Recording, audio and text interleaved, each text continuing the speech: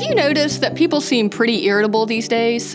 Most of us feel a quiet frustration building under our skin, and our nerves are always on edge. And it doesn't take much for us to become upset or offended.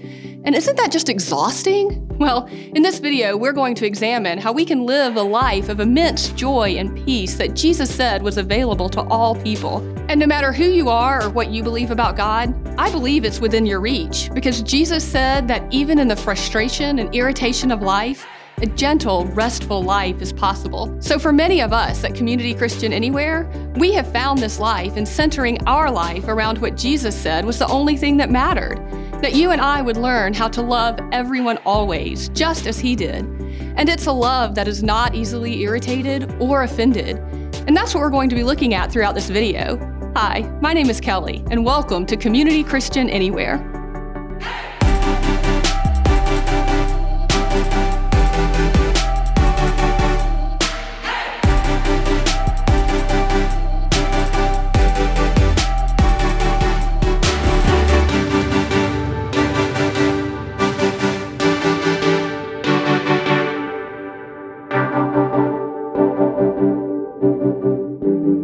So let's begin with the obvious. Life can be irritating.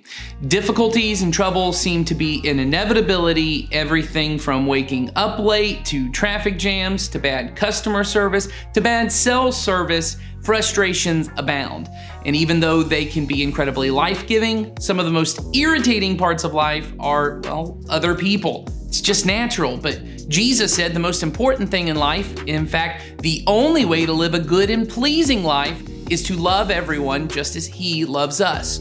And so one follower of Jesus named Paul wrote to a group of Jesus followers in the ancient Roman city of Corinth, and he described the love of Jesus in such a beautiful, powerful, and memorable way that it's probably the most famous writing on love in all human history. More than Shakespearean sonnets or Whitney Houston ballads or whatever thoughts Oprah might have about it, these words of an ancient Jewish tent maker named Paul fill wedding ceremonies around the world because they just ring true and they can't be denied. Here's what Paul said. Love is patient and kind. Love is not jealous or boastful or proud or rude. It does not demand its own way. It is not irritable, and it keeps no record of being wronged. The love Jesus modeled for you and me, the path to a good and pleasing life, is a love that is not irritable. It's not easily angered or offended. It doesn't hold on to past hurts and resentments. Now, notice, Paul doesn't say that love never gets angry, because anger is the emotion we experience when our will is frustrated. Or put simply, anger is what we feel when we don't get what we want. When something doesn't go as I think it should go, or I'm treated unfairly, or I see evil and injustice in the world, anger can actually be a very good thing, because the purpose of anger is to provide the energy to deal with the frustration, for me to go and make wrong things right. But anger was never meant to be my primary way of viewing the world. It's meant to be temporary. But irritability is a mood. Moods are longer lasting than emotions. A mood is a predisposition or a tendency to have a certain kind of emotion. Before I know it, a mood becomes a part of my character. Character is what I do without having to think about it. For many of us, irritability has become our defining mood and attitude. And so a quick temper, constant complaints, cutting remarks, aggressive actions, venting our bitterness and disappointment onto others become our default mode of operation. We do it without even thinking about it. Irritability like this is a marriage killer, a relationship ender. It can wreck careers and do damage to those we love, and eventually it can lead to a level of emotional detachment and isolation that leaves us alone and depressed. This is more than just a problem of behavior or a lack of controlling our emotions, where emotions like anger are usually just reactions to something going on around me. A mood is a reflection of what's going on within me. It's a reflection of what kind of thoughts are going on in my head. If I'm angry at my coworker because they dropped the ball and I had to work extra hours to cover their mistake, it's most likely just a reaction to my frustration that their mistake caused me extra work. But if I'm always irritable every time my coworker asks for my help or even speaks to me, it's not a reaction to some kind of unfairness. It's a reflection of what kind of thoughts fill my mind about them. This is the difference between anger and irritability. Irritability is all about the kind of thoughts I choose to set my mind upon.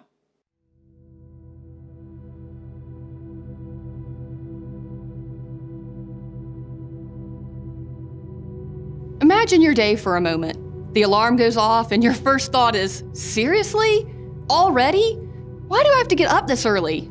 Oh, right. Because I have 3 kids that apparently need me to do everything for them. The only me time I get is going to the gym, where I can't relax. I have to actually work out so I can justify eating way too many tortilla chips. Not that my husband will care or notice that I worked out anyway, so why should I even bother? He's probably just going to come straight home and hop on the PlayStation while I try to fit in dinner, bath time, and bedtime for 3 kids. Like I didn't also go to work today too? Which I may as well just not do. They clearly aren't going to promote me, so I'm basically working to pay for daycare.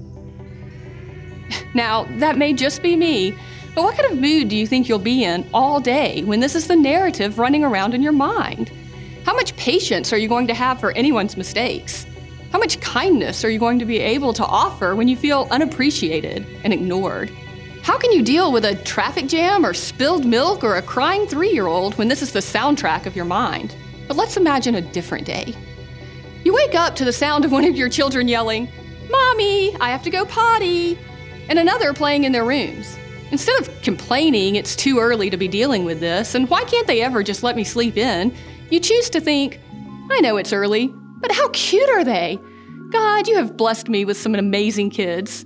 Sure, it's frustrating to have to get up whenever they call, but they're only this little for so long. I don't want to miss it. I know, I don't want to leave my bed right now, but God, thank you for this warm bed and for my husband who I love, who works hard every day.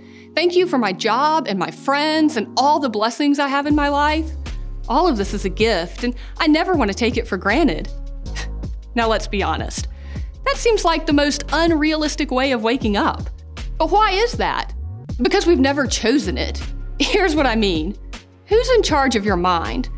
Who runs the programming department of your thoughts? Well, that would be you. This is very important when we think about love.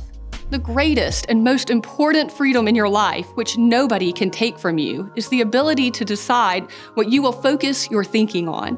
The Apostle Paul once wrote to a group of Jesus followers in a different ancient Roman city, Philippi, and he told them, "Fix your thoughts on what is true and honorable and right and pure and lovely and admirable. Think about things that are excellent and worthy of praise." It's as if he's saying, you need to nail your thoughts down. You need to staple good and beautiful and wonderful thoughts to every corner of your mind. And a person who chooses to control the thoughts in their mind, to fix true and honorable thoughts in their minds, they are going to live with a different kind of mood. Imagine beginning your day with thoughts that focus on the beauty of life, that honor the people you love instead of judging them. Imagine the running soundtrack in your mind was the thoughts of gratitude and not complaint. Imagine the voice in your head being full of joy, not sarcasm. What would you think about daily traffic or your children's ingratitude? How would you deal with irritations or mistakes? We too easily give control of our thinking over to our circumstances and our momentary emotions. If I'm tired, I allow my exhaustion to drive my internal dialogue about how tired I am. If I'm frustrated or disappointed, I allow that negativity to craft a narrative about how unfair my life is or how things never go my way. And if I do that enough, it becomes my general mood and attitude towards life and people. And before you know it, I'm an irritable person. An irritable person is someone who is predisposed to become angry. It's a person whose body and attitude is poised and ready to strike out in rage or to vent out grievances. It's a person who flies off the handle about minor mistakes because they have no emotional runway to allow for slip-ups. An irritable person is me, and it's you. But the Apostle Paul says love is not irritable. And here's how it accomplishes this. It keeps no record of being wronged. You and I think of not being irritable as if it's going to take some kind of Herculean effort of strength and will to not just lose it when someone frustrates me. Trust me, I've got 4 kids under the age of 10. I know what frustration looks like. But remember, frustration isn't the problem. Irritability is. Irritability is a choice to view the world through the eyes of cynicism and resentment. Irritability is bred not out of your frustration in the moment, but out of every moment leading up to the frustration, which is why a love that defeats irritability is a love that keeps no record of being wronged. Human beings are record keepers by nature. We're able to predict future behavior and events based on past experiences, and it's actually a gift. When I place my hand on a hot stove, that pain becomes a memory that protects me from doing it again. And if I ignore that record, I will keep experiencing pain time and time again. And many of us think we're protecting ourselves in the same way when we hold on to a record of wrongs. When I hold on to a grudge or a past hurt, I'm really just protecting myself from ever letting that person do that to me again. Whenever I think about forgiving them and letting go of that resentment towards them, all my mind has to do is replay that memory, and my anger keeps me from releasing that leverage I have over them. And let's be honest, there's an enjoyable feeling of superiority we get to indulge in when we hold on to those bad memories. We get to remember someone else's bad behavior, and we savor every thought of how awful they are. Or others of us, we love to wallow in self-pity. Some of us have PhDs in pouting, and we're so skilled at telling the story of our pain to others to increase our feelings of victimhood and increase our moral outrage at this other person. And let me be clear, I'm not saying that we should live in a state of denial about our problems. There is absolutely a need for you to deal with the wrongs that others have done to you. But it is not through rehearsing those wrongs over and over again in your mind. It's through clear boundary setting, open and honest conversations, and maybe even some outside help like a counselor, a therapist, to bring healing to the pain that's been caused to you. If you're in need of any help in this area, please reach out to us through the number you see on screen right now. I'd love to help you figure out how God and our church can help you to heal. But for many of us, we're not taking any of those steps. We're just replaying our record of wrongs like the worst, greatest hits record of all time, which is clearly the Chumbawamba Greatest Hits album. And after a while, the playlist in your mind is just on autopilot. You don't even have to think about it. Your mind is just saturated with it. But love chooses to think on different things. Love is also a record keeper, just of different kinds of thoughts. Love doesn't keep a record of past hurts and resentments. Love doesn't keep a record of everything that went wrong in their life or that annoys them about others or that's broken in the world. Love keeps a record of goodness, wholeness. Love fixes its mind on things that are true and good and beautiful and admirable. Love keeps a list of gratitude and things that they find admirable about the people in their lives.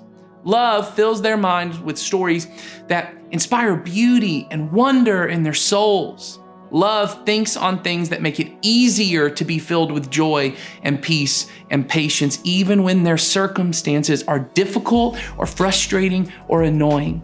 Because a loving person doesn't give away his or her control over their mind to their problems, but to the Spirit of God living within them. And the Spirit of God always reminds us of His goodness and His faithfulness, and how every moment in life is a gift that should be cherished.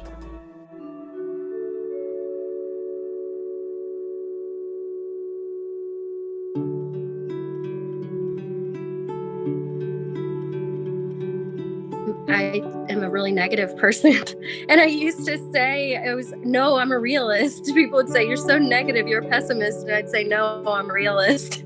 I'm not a realist. I am a pessimist. I always, can see, I analyze everything. I can always see, any potential problems. Like, I joke all the time that I'm like Debbie Downer, that I'm like.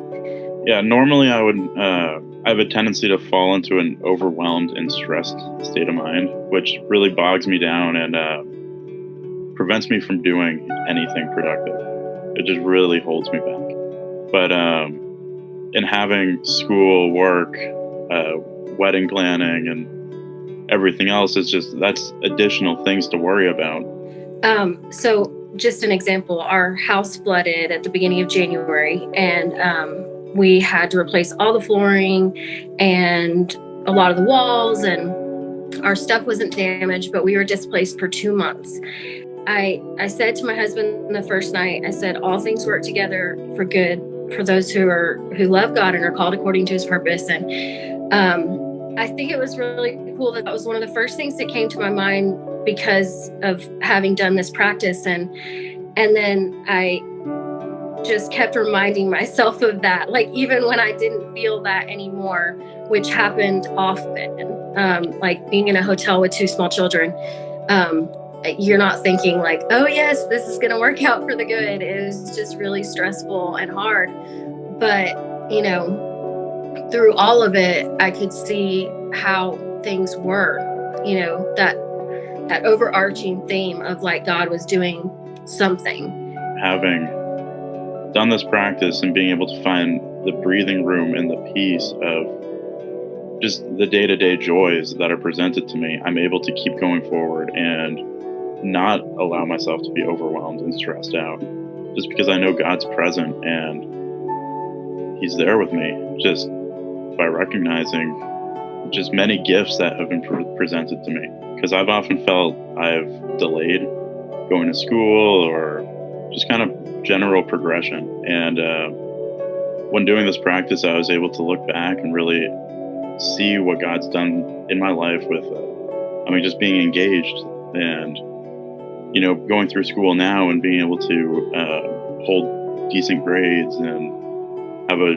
job where a boss cares about me. I've just been able to see what it's like, or see the joys of this stage of life, whereas previously I would have kind of beat myself up over not going to school or working at a job that I don't really like. Or I can't tell you, like I felt like I was just like seeing things new, like seeing the world around me, the people I interacted with. Like once I realized that I was kind of predisposed to this negativity, and this practice made it so glaringly obvious to me how much so that was, I was hardwired to think that way. I think that really changed things for me. And that's probably the thing that I'm like, really has impacted me the most about this practice. And then continuing to live it out, it's like I haven't wanted to stop living like that, There is a way of viewing life where every day is an irritation. Every appointment is just another problem on your list of problems to get through. Every person is likely to let you down or take advantage of you, and so they're not to be trusted.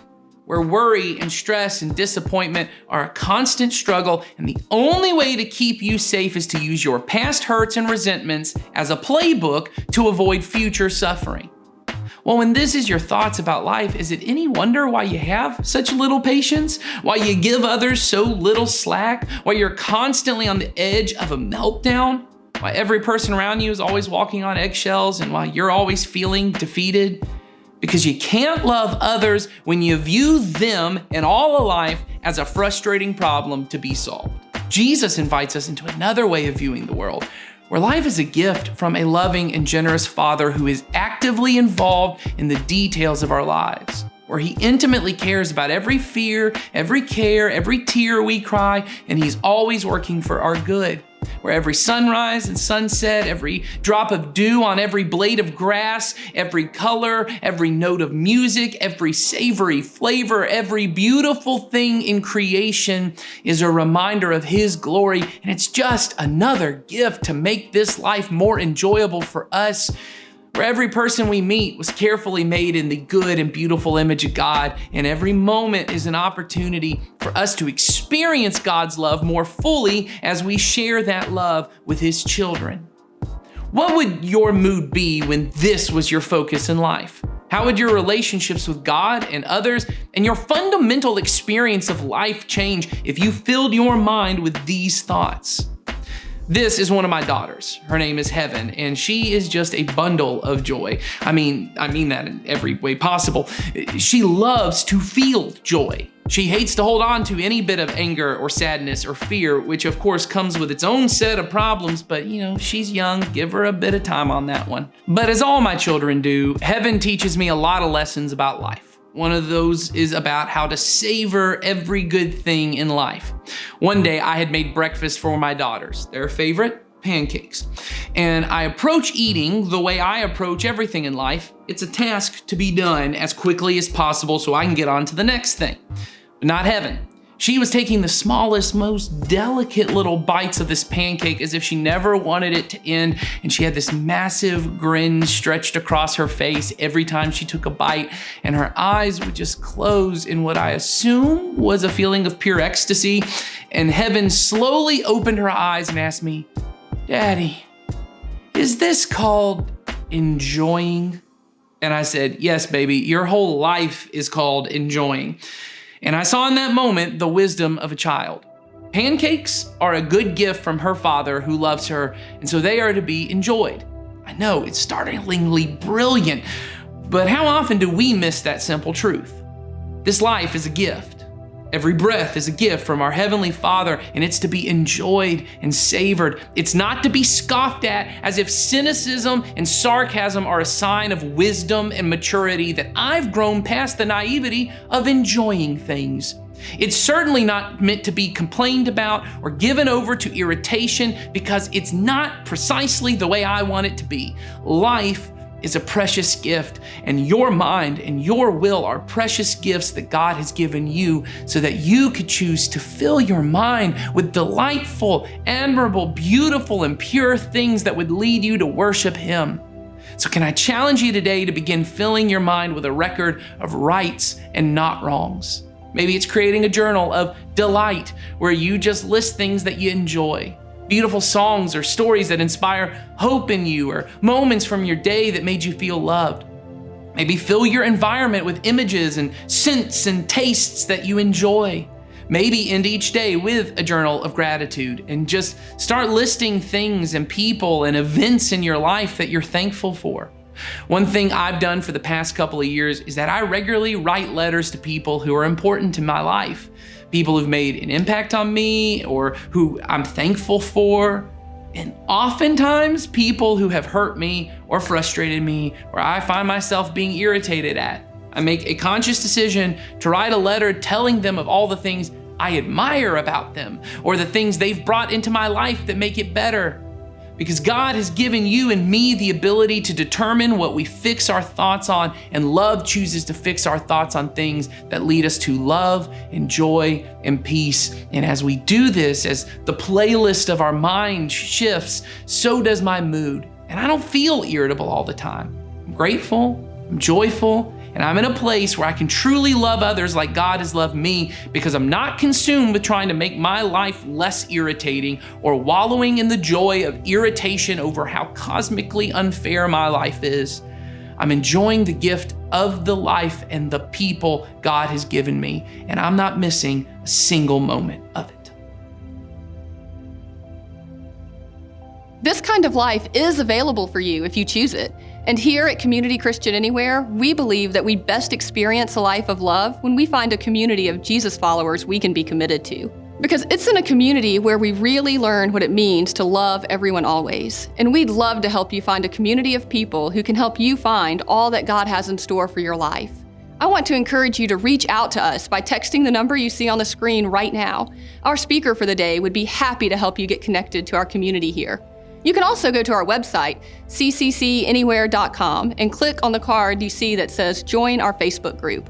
That link will take you straight to our Facebook community where you can meet other people who are engaging with our content throughout the week. We'd love to have you join us there. But most importantly, I hope you know that the love we share with others is only possible because of the incredible and powerful love God has for each of us. I don't know you or what you believe about God, but I can promise you this. No matter what you think about God, He can't stop thinking about you.